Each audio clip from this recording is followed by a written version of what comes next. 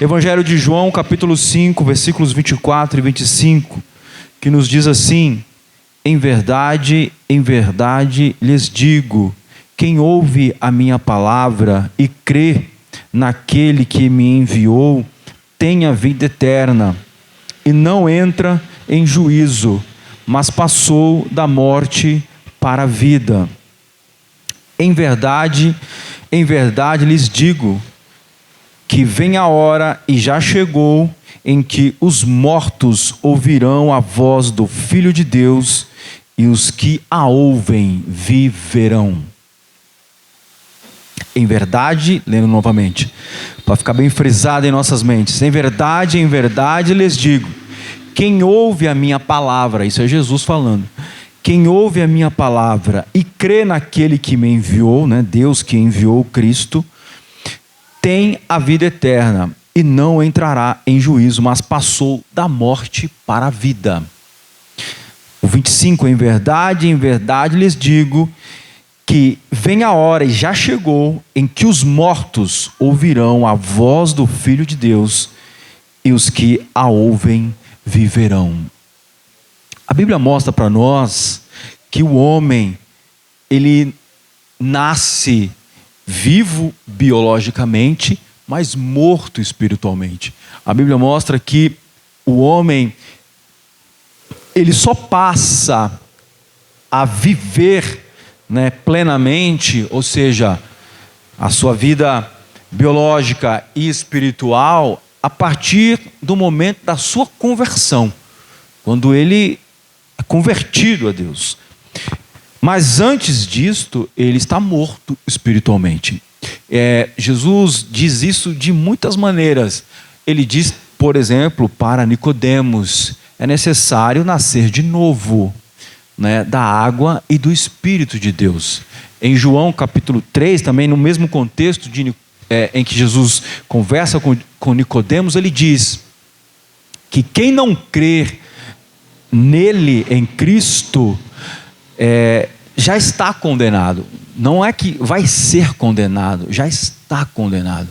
Então a Bíblia mostra para nós em que o homem, todos os homens na terra, todas as pessoas nascem mortos espirituais, mas que no momento da conversão, que é aquele momento em que o Espírito Santo de Deus os leva a crer em Cristo, é que eles passam então da morte para a vida. É isso que Jesus está dizendo aqui nesse texto.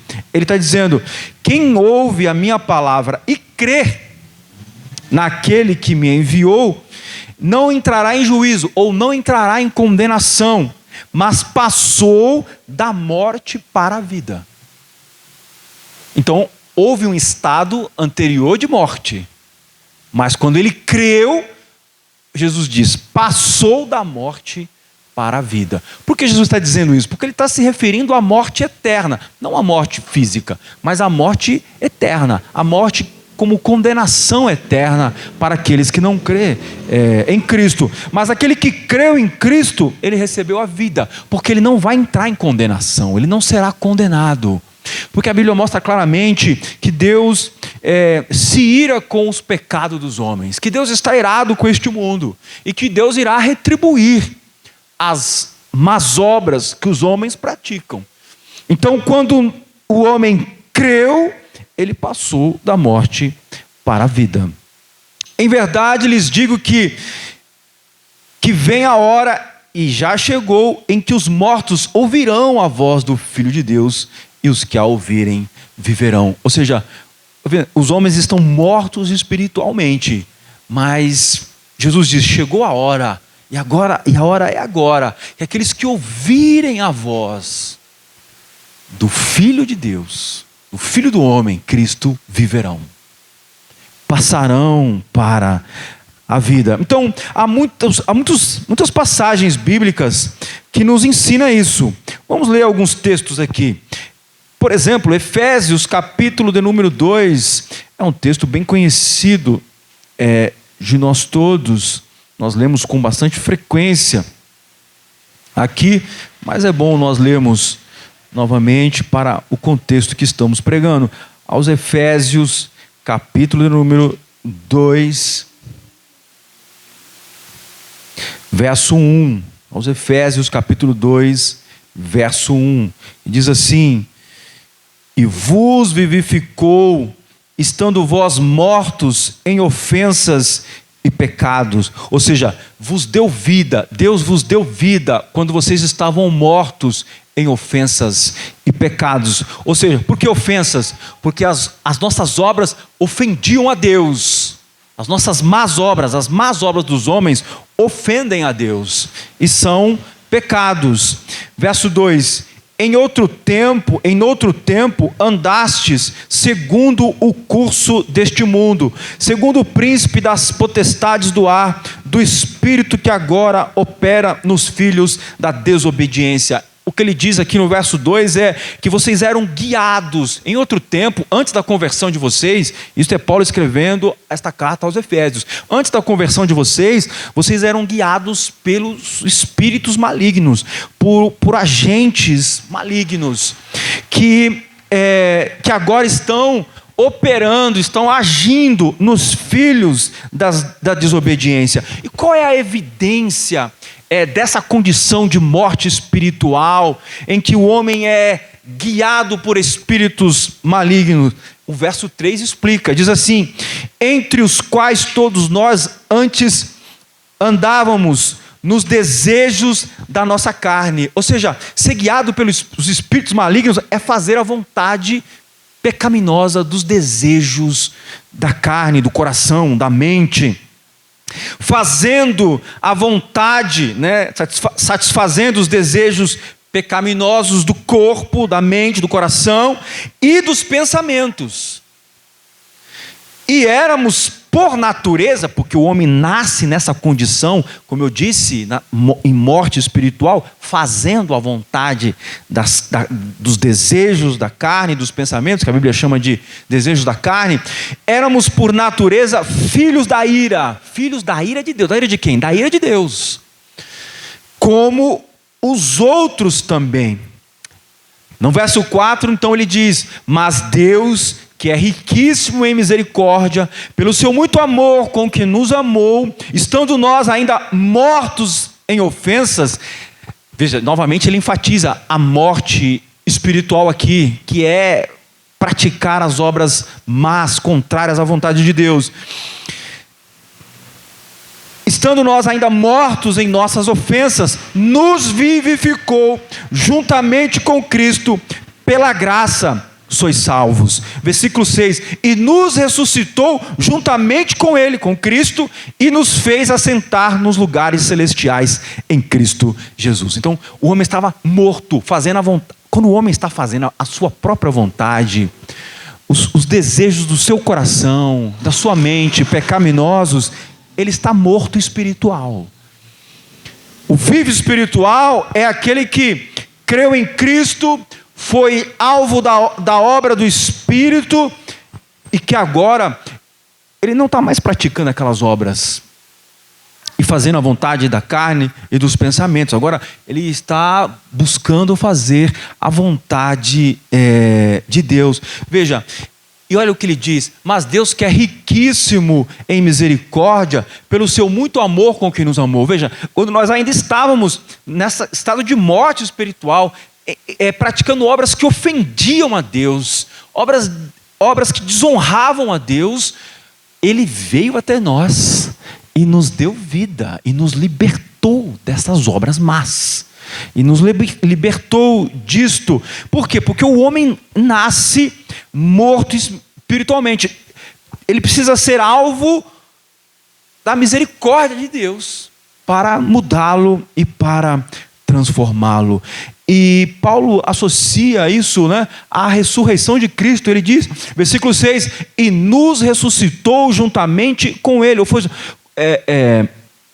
e nos fez assentar em lugares celestiais em Cristo Jesus. Quando Cristo é ressuscitado da morte pelo poder de Deus, porque só o poder sobrenatural de Deus pode trazer um morto à vida de novo, Paulo aqui está associando essa ressurreição de Cristo à nossa ressurreição espiritual.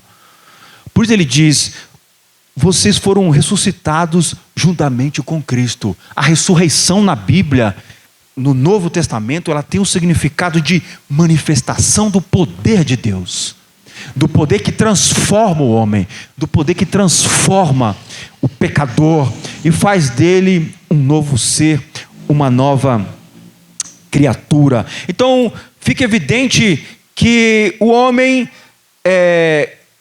salvo, alvo da graça, ele viveu 2 estágios da sua vida. Um primeiro estágio de morte espiritual, e o segundo estágio que é quando ele nasce novamente, é vivificado. E por que o homem nasce morto espiritualmente, embora vivo biologicamente, mas morto espiritualmente? Paulo explica isso para nós em Romanos, aos Romanos, capítulo de número 5, verso de número 12.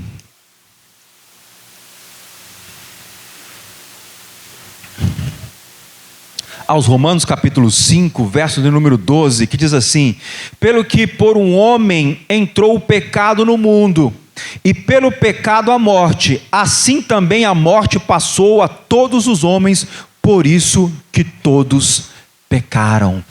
Então, o homem nasce, nós nascemos mortos espirituais, porque somos filhos de Adão, porque Adão pecou, ele pecou, o pecado entrou no mundo, e com o pecado veio a morte. E a morte física, porque Adão ficou sujeito à morte espiritual e à morte física, e a prova, a evidência que a Bíblia mostra acerca da morte espiritual é também a morte física, é o fato do homem morrer. Isto é consequência do pecado. Então, e como todos os homens morrem, ou seja, não existe nenhum homem imortal no mundo, então esta é a evidência de que todos descendem de Adão e de que todos estão debaixo das consequências do pecado de Adão. Mas quando somos alcançados pela graça, somos vivificados espiritualmente, ainda que sujeitos à morte física, porque Cristo também foi crucificado e morreu, e também se sujeitou à morte física, assim também nós, também estamos sujeitos à morte física, mas vivos espiritualmente para a glória de Deus. Por que eu quero enfatizar isso? Porque há no nosso meio algumas ideias controvertidas sobre morte. O que é morte? O que é morte espiritual? No nosso meio, podemos dizer, no meio pentecostal, é dito que morte tem o significado de uma igreja que tem pouco barulho, tem pouco movimento. Morte espiritual é atribuído a aquele culto mais calmo, uma igreja que tem um culto mais calmo, mais tranquilo. As pessoas dizem que está morto espiritual. Eu digo isso porque nós mesmos aqui, essa igreja aqui, por alguns que não congregam aqui conosco, nós somos chamados de morto espiritual.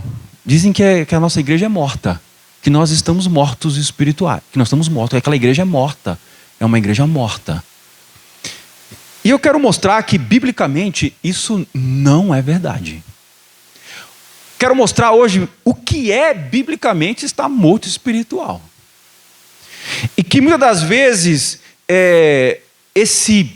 eu vou chamar de barulho, porque muitas das vezes o que nós vemos por aí não é nem um avivamento verdadeiro, é apenas um barulho, é chamado de uma igreja que está viva.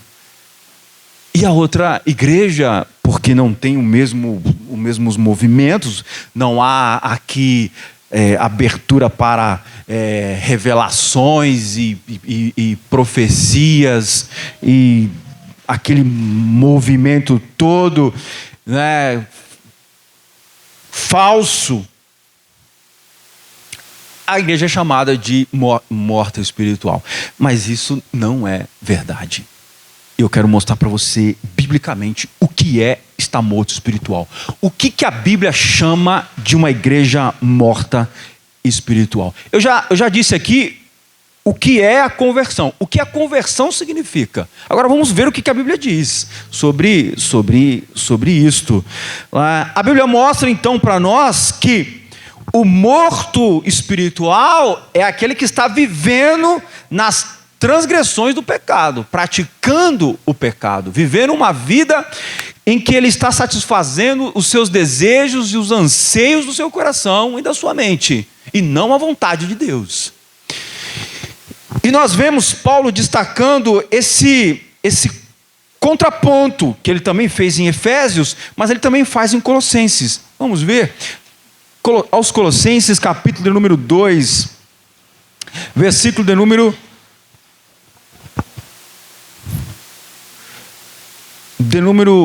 12. Não, vamos ler o 11 também. Não, versículo 10. Aos Colossenses, capítulo 2, versículo 10. Diz assim: e estais perfeitos nele. Nele em quem? Em Cristo, que é a cabeça de todo principado e potestade. Ou seja, Cristo é a autoridade. Cabeça na Bíblia é sinônimo de autoridade, né? De aquele que governa, que é a autoridade. Por isso que também é dito acerca, né, do casamento lá, o homem também é atribuído ao homem a cabeça, né, no sentido de autoridade. Aqui então, e estais perfeito nele, que é a cabeça de todo principado e potestade, no qual também estais circuncidados, com a circuncisão não feita por mão no despojo do corpo e da carne, a circuncisão de Cristo. Porque antes o judeu, ele passava por um processo de circuncisão para ser considerado e incluído na família de Deus, mas aquela circuncisão ela era exterior. Ele se circuncidava no corpo, ele passava pelo sacrifício da circuncisão, mas o coração dele continuava distante de Deus. Mas Paulo está dizendo aqui que aqueles que estão em Cristo, eles estão circuncidados também, mas não com a circuncisão exterior, mas aquela interior, porque é obra de Cristo no coração. Verso 12: sepultados com ele no batismo, nele também ressuscitastes pela fé no poder de Deus que o ressuscitou dos mortos. Como eu disse, ressurreição significa poder de Deus, a manifestação do poder de Deus. Ele está dizendo aqui, vocês foram sepultados com ele no batismo, ou seja, aquela velha vida de vocês foi sepultada no batismo, foi enterrada. Quando Cristo foi sepultado, a velha maneira de viver, de praticar o pecado, de viver desejando as coisas e satisfazendo as coisas da carne, foi sepultada com Cristo. Para quê? Para ressurgir um novo homem, uma nova mulher, um novo jovem, para a glória de Deus. E isso acontece pelo poder de Deus. Paulo está dizendo, não é pela vontade humana, não é o homem que faz isso, mas é o poder de Deus que ressuscita dos mortos. Verso 13: e quando vós estáveis mortos nos pecados e na incircuncisão da vossa carne, vos vivificou juntamente com ele, perdoando-vos todas as ofensas.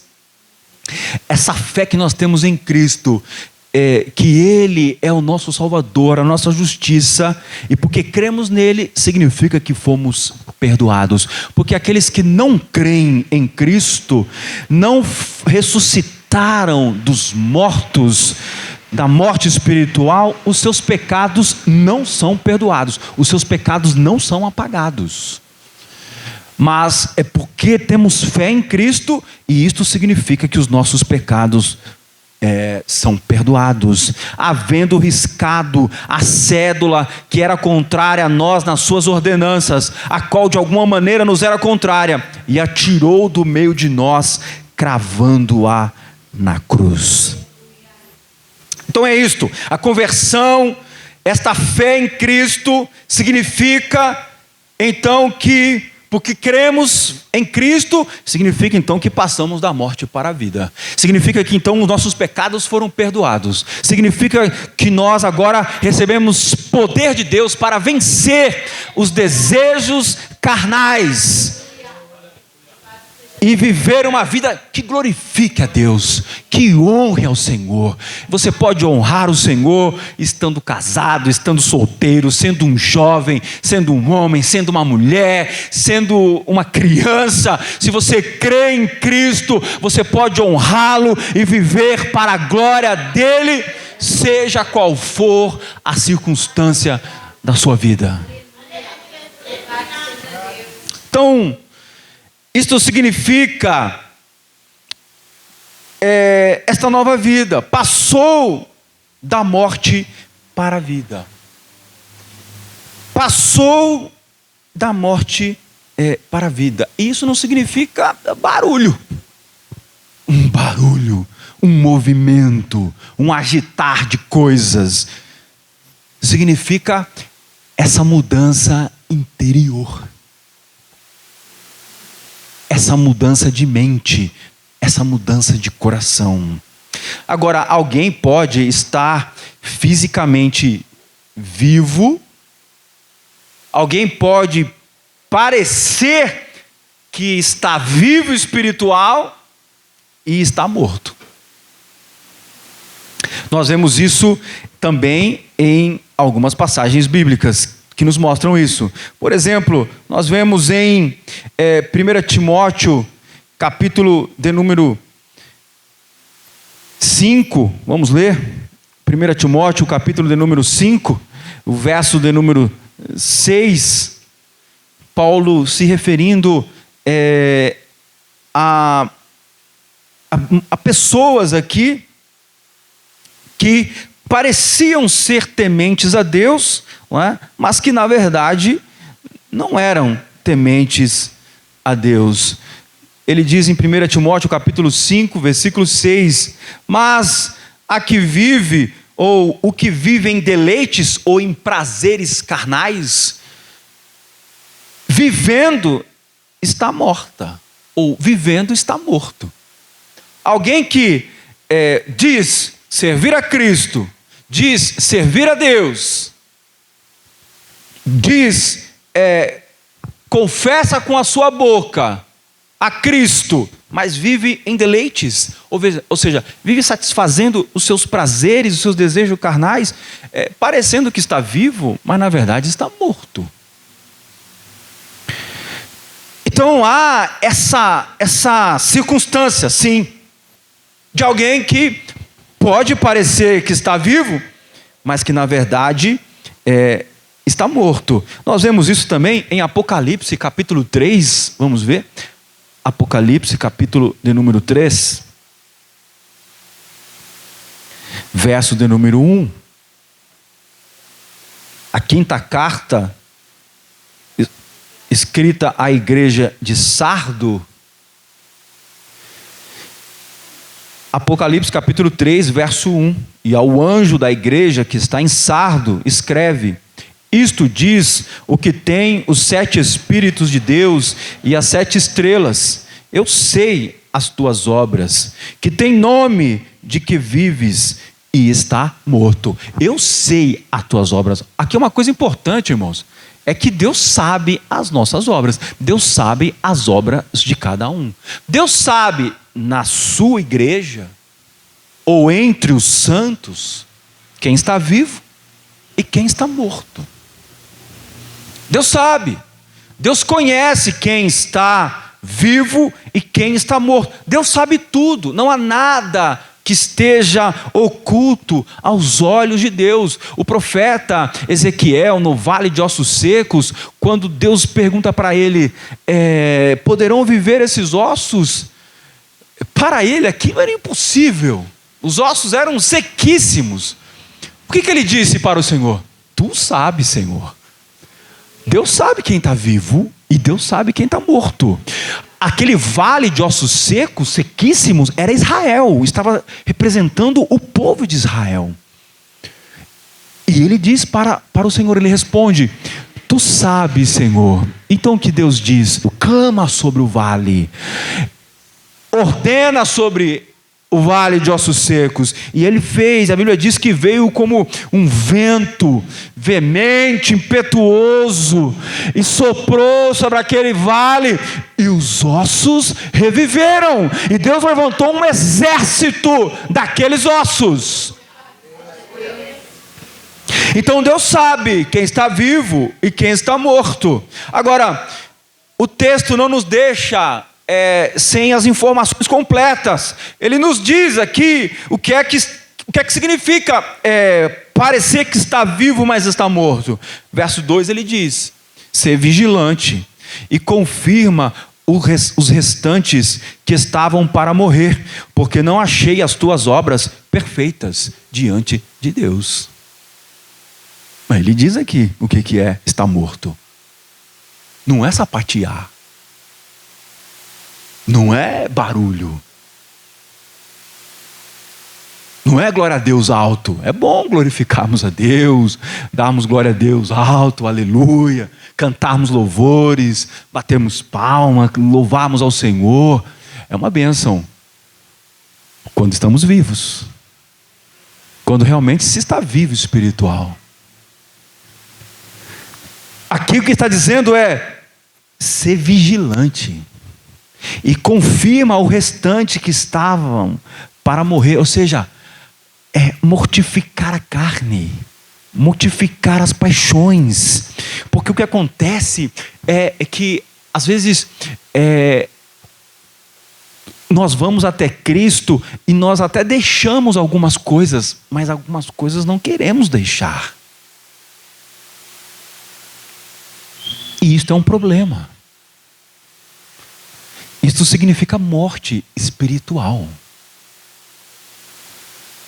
Foi lido aqui pelo presbítero Wilson, vê como o Espírito Santo de Deus é espírito de ciência e de sabedoria. Nós não comunicamos nada aqui. Mas ele leu aqui o texto em Filipenses capítulo 3, que estava exatamente no contexto do que eu vou pregar aqui, que eu estou pregando aqui hoje. Ele leu aqui que Paulo disse: sofri a perda de todas as coisas para ganhar a Cristo. É uma entrega total. É não deixar nada para a carne, nada para o diabo, nada para o mundo, mas é entregar tudo para Deus. Entregar tudo significa o quê? Significa obedecer e procurar honrar a Deus em todas as coisas. Vigiar com os nossos olhos, vigiar com a nossa língua, com a nossa boca, vigiarmos com as nossas ações, vigiarmos com os nossos pensamentos, vigiarmos com os sentimentos e desejos dos nossos corações. Como o salmista no Salmo 139, ele diz: sonda-me, ó Deus, vê se há em mim algum caminho mau. Ele não se satisfez nem com o próprio escrutínio, nem com a própria investigação sobre as suas ações. Ele pediu a Deus: Senhor, vê se há em mim algum caminho mau e guia-me pelo caminho eterno. Ou seja, é alguém que quer entregar tudo a Deus, é alguém que quer santidade em cada parte da sua vida, quer santidade ao Senhor, quer ser uma oferta agradável ao Senhor em cada parte da sua vida, sem deixar nada, sem reservas. Por isso o texto diz: ser vigilante e confirma o restante que está para morrer. Ou seja, entregue tudo. Você diz que serve a Cristo, você diz que crê nele, entregue tudo, confesse tudo, se arrependa-te. Verso de número 3 diz: lembra-te, pois, do que tens recebido e ouvido, e guarda-o, e arrepende-te.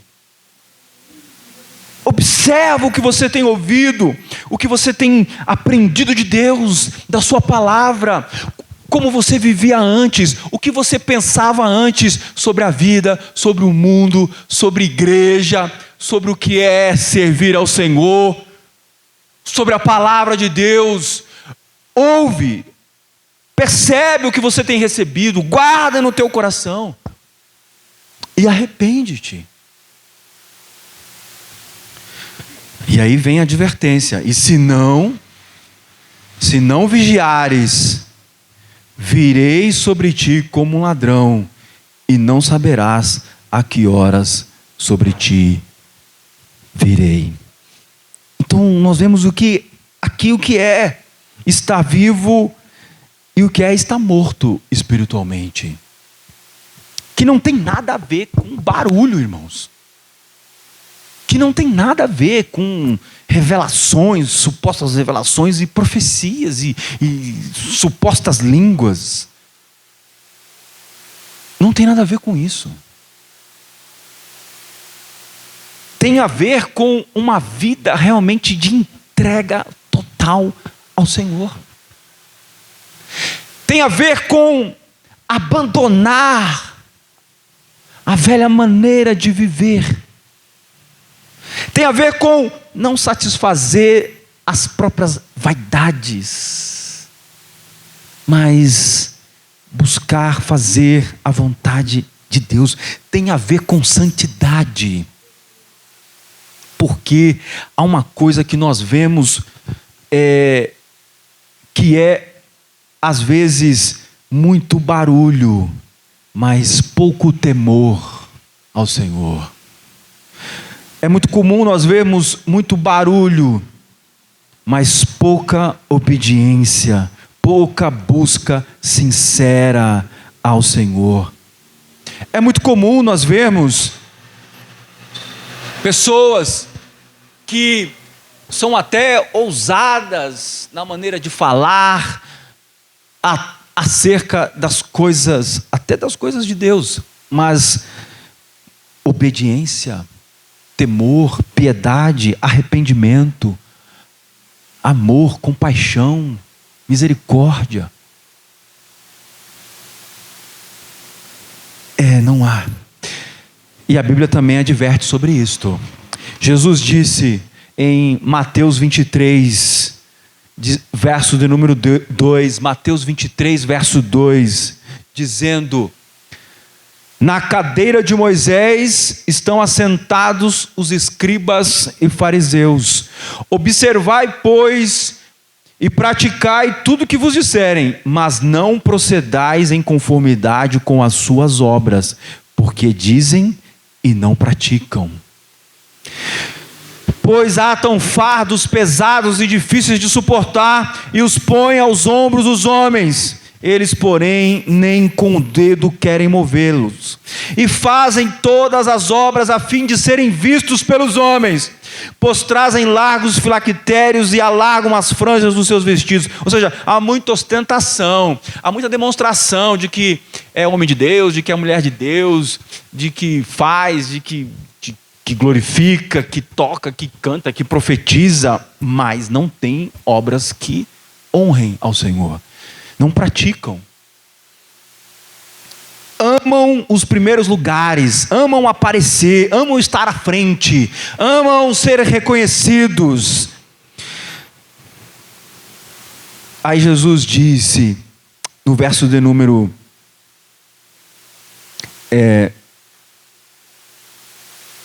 12, e o que a si mesmo se exaltar será humilhado, e o que se humilhar será exaltados. Então, Jesus acusa eles de honrarem ao Senhor com seus lábios, mas o coração estar longe de Deus. Nós vemos isso também, Jesus fala sobre isso também em Mateus, capítulo 16 de Mateus.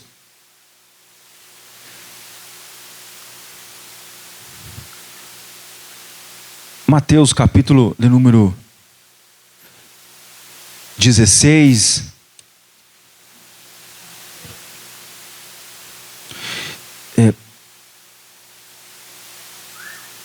Mateus capítulo 16.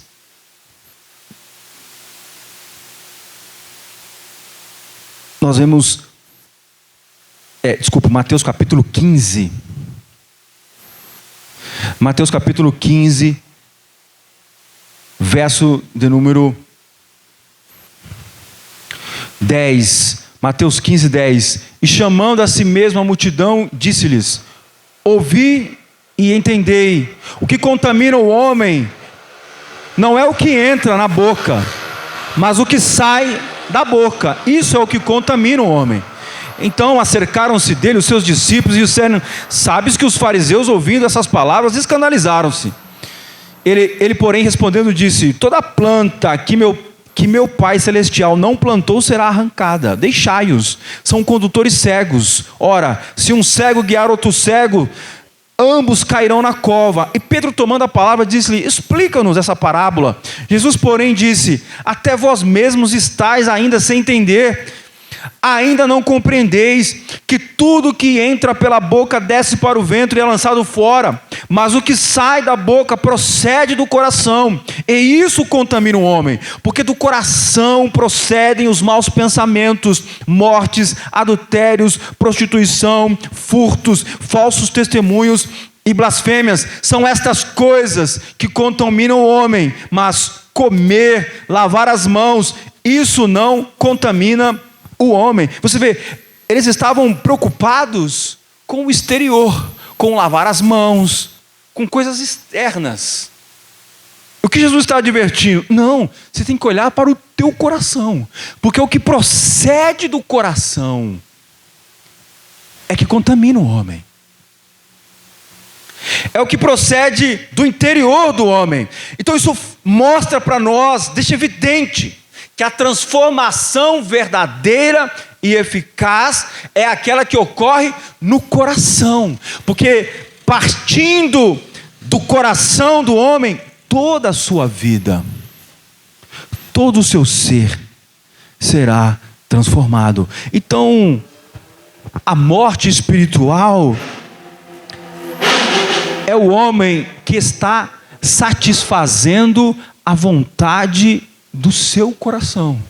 É o homem que está seguindo os seus pensamentos, que Jesus diz aqui, que são os maus pensamentos, mortes, adultérios, prostituição, falsos testemunhos, blasfêmias, cobiças, são essas coisas. Estar morto espiritual é estar sendo dominado por essas coisas, guiados por essas coisas, guiados pelo maligno para a prática dessas coisas. O que o diabo faz, o que o mundo faz é retroalimentar essas coisas na vida das pessoas, mantendo elas presas, sem conseguir livrar-se dessas coisas. Mas Deus, pelo seu poder, Cristo, pelo seu poder, veio para nos dar vida, e vida com abundância. E estar vivo é estar lutando contra esta carne pecadora para fazer a vontade de Deus. Então aqui vou mostrar para você as evidências agora do que é estar vivo. Do que é estar vivo espiritual. A primeira coisa é essa consciência da natureza humana pecadora. É reconhecer que o mal não está fora de mim. O mal está em mim. Ele habita em mim. É do meu coração. Mas no mundo há tantas coisas que nós vemos, pastor, né? Há tanta oferta, as coisas são oferecidas e acaba levando as pessoas a pecarem. Sim, o mundo e o maligno está aparelhado para seduzir o coração humano, porque o diabo sabe o que o coração humano deseja e ama. Ele está lançando a isca, mas a sede, a fome do pecado está no coração humano, na nossa natureza. É por isso que somos atraídos para essas coisas. Porque se tem alguma coisa que você não gosta, você não é atraído por ela. Você não gosta. Imagina que alguém traga para você um bolo, né? Sei lá, um bolo de qualquer sabor que você não gosta. E a pessoa diz, tá aqui, eu trouxe esse bolo. Você não vai sentir nem vontade de comer, porque aquilo não te agrada. Se você come aquilo por causa de algum ingrediente que te faz mal, você não quer nem comer, porque te faz mal, você sabe que te faz mal. Você não é atraído por aquilo. A pessoa pode falar que o bolo é uma delícia, que aquilo é maravilhoso, que é saboroso, que é o bolo mais gostoso do mundo. Não te convence. Você sabe que aquilo não te faz bem. Assim é o pecado. Por que nós somos atraídos pelo pecado? Porque a nossa natureza pecadora gosta dessas coisas. Mas você... E alguns são atraídos, têm fraquezas para uma coisa e para outra. Há coisas que não são fraquezas para você, mas pode ser para mim. Há coisas que são fraqueza para mim e não são para você. Mas o mundo tem toda sorte e tipos de pratos e armadilhas para prender as almas dos homens. Estar morto espiritual é estar cedendo a essas coisas e satisfazendo essas vontades e esses desejos que só Deus, pelo seu poder, pode nos libertar. Então, quando o homem tem essa consciência, é o primeiro sinal de que ele, da evidência de que ele está vivo e de que ele não está morto. Porque os que estão mortos no pecado estão fazendo e praticando e achando bom e querendo mais. E não tem nada que os incomode. Eles se incomodam sim, quando as coisas dão ruim. Quando vem as consequências das coisas, das suas más obras, aí eles lamentam. Mas enquanto as coisas estão dando certo, não há qualquer preocupação. Então, a primeira evidência é essa consciência. A outra evidência é a batalha espiritual. É o estar lutando contra essa natureza. Romanos capítulo 7, vamos ler? Aos Romanos capítulo de número 7.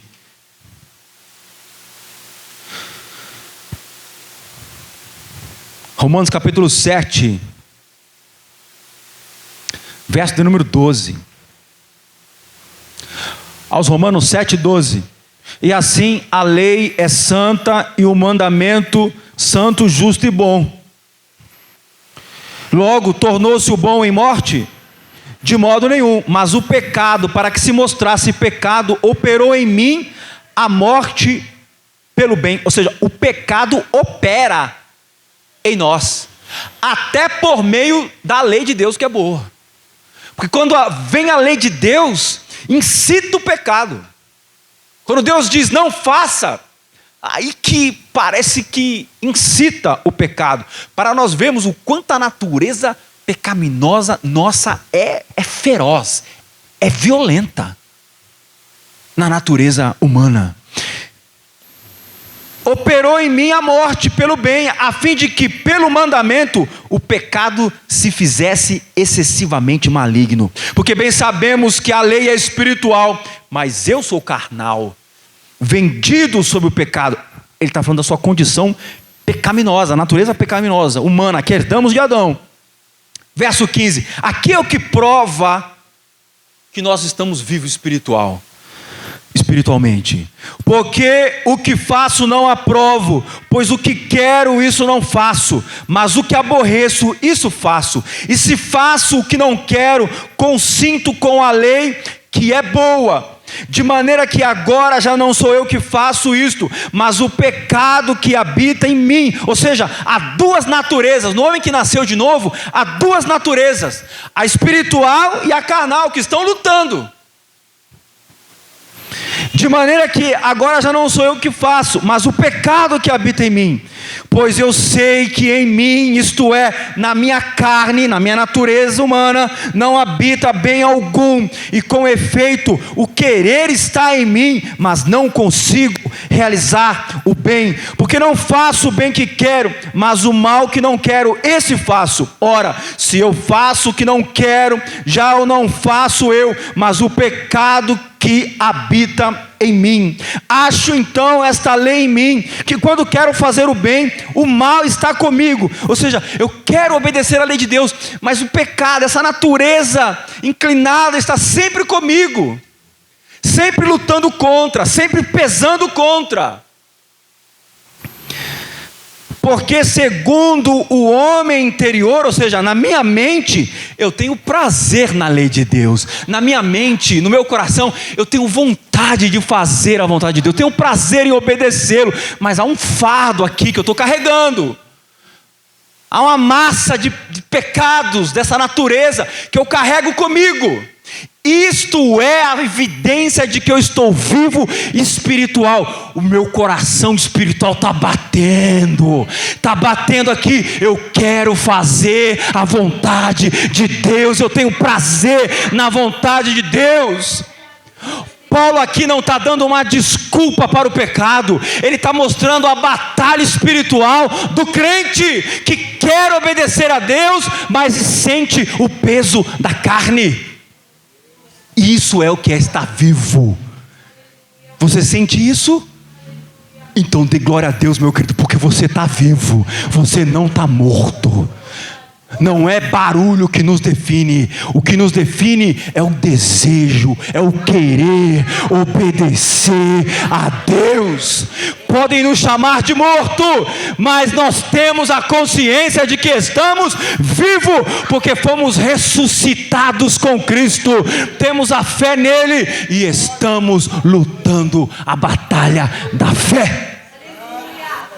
Esta é a evidência.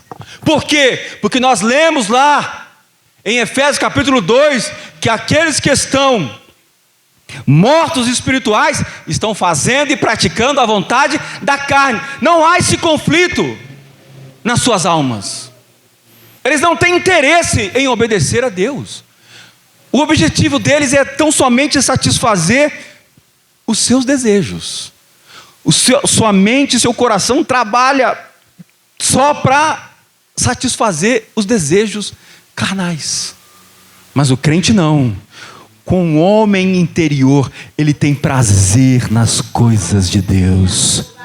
Por isso que cantar, louvar e adorar a Deus com os lábios, e se alegrar e chorar na presença do Senhor, é uma evidência também de estar vivo, porque temos prazer nas coisas de Deus. Por isso nos alegramos na presença do Senhor.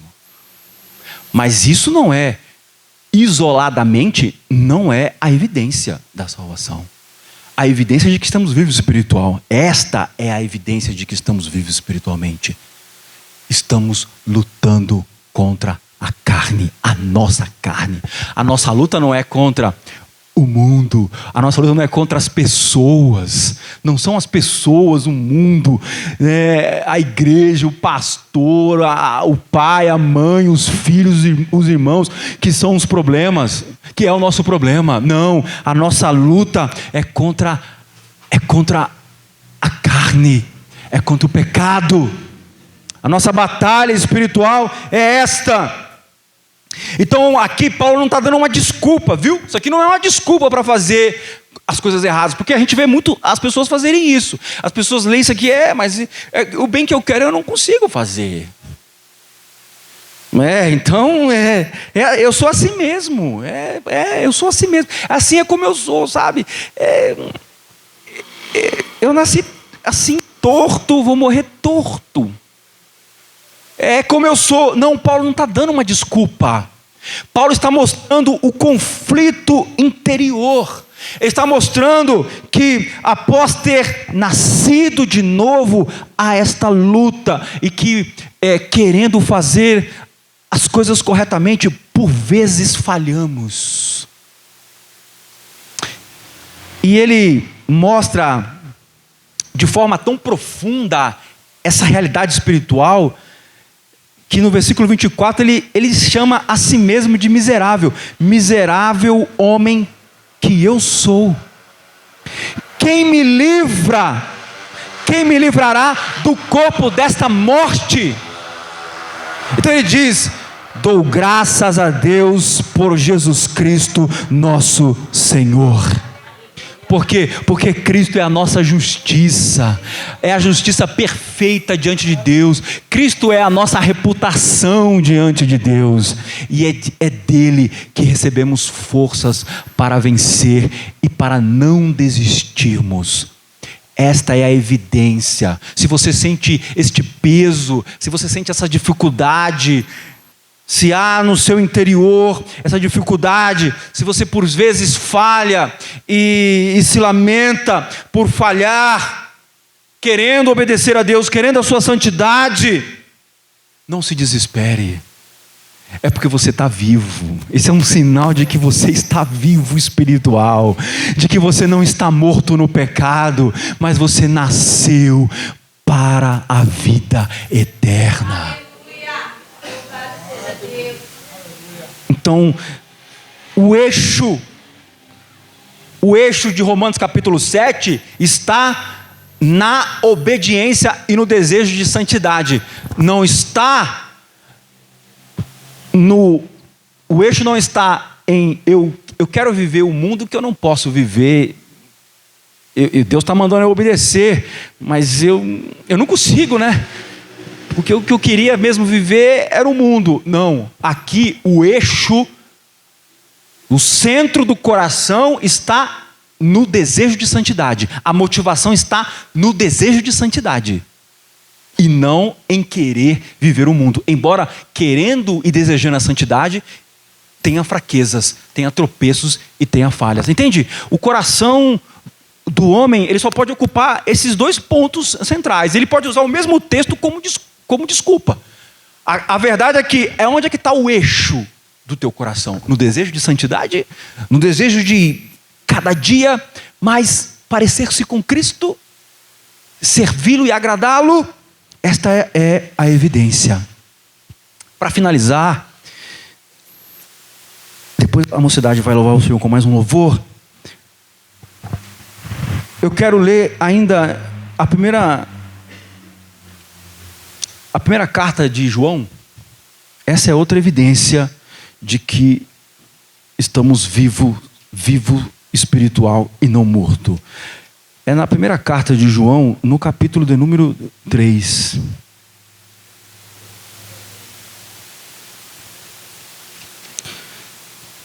Primeira carta de João, capítulo número 3.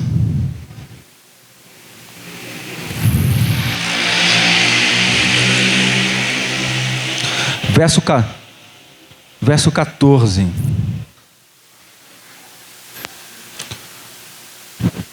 1 João,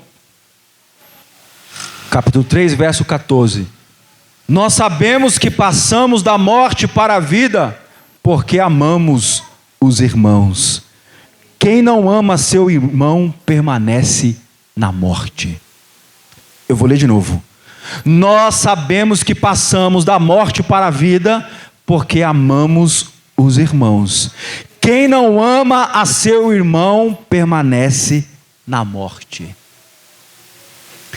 Qualquer que aborrece a seu irmão é homicida, e vós sabeis que nenhum homicida tem permanente nele a vida eterna. Você vê? Não precisa nem de muita explicação isso aqui. O texto fala por si mesmo. Esta é outra evidência. Sabe por quê? Porque todos nós estamos aqui, não porque somos bons, não porque sabemos fazer alguma coisa, não porque temos talentos e capacidades. Estamos aqui porque todos nós somos miseráveis pecadores, redimidos pela graça de Deus. Se eu não sou capaz de amar o meu irmão, perdoar o meu irmão, se eu permito que sentimentos de inveja, de ciúme, de ódio, de ira, de contenda, de palavras que ferem, que aborrecem, atitudes que aborrecem o meu irmão, então só significa uma coisa, meu querido: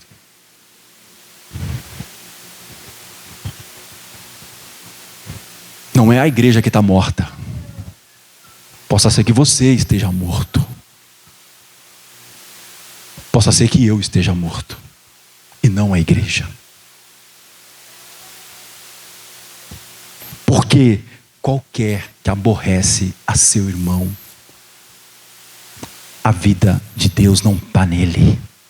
Porque todos nós pecamos, todos nós fomos destituídos da glória de Deus, fomos trazidos para a família de Deus, nós que somos gentios, por causa da cruz de Cristo, por causa do perdão de Cristo. Agora, se eu não sou capaz de perdoar a meu irmão, como Cristo vai perdoar os meus pecados? Qual é a evidência de que Cristo perdoou os meus pecados, se eu não sou capaz de perdoar o meu irmão?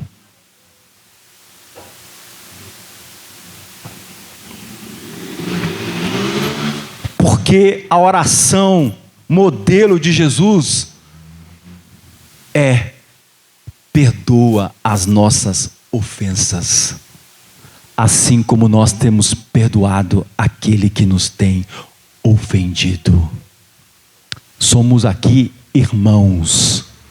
Irmãos, vez ou outra se ofendem, mas se perdoam, se amam, porque sabe que estão ligados e estão juntos aqui, não por laços sanguíneos, não por laços comerciais ou de interesses e vaidades. Estamos aqui por causa do sangue precioso de Cristo. Que o Espírito Santo de Deus encha os nossos corações deste amor.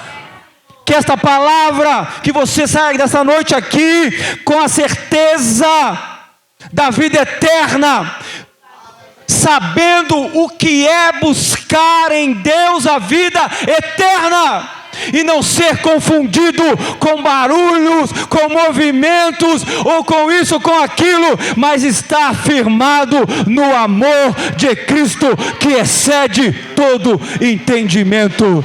Amém.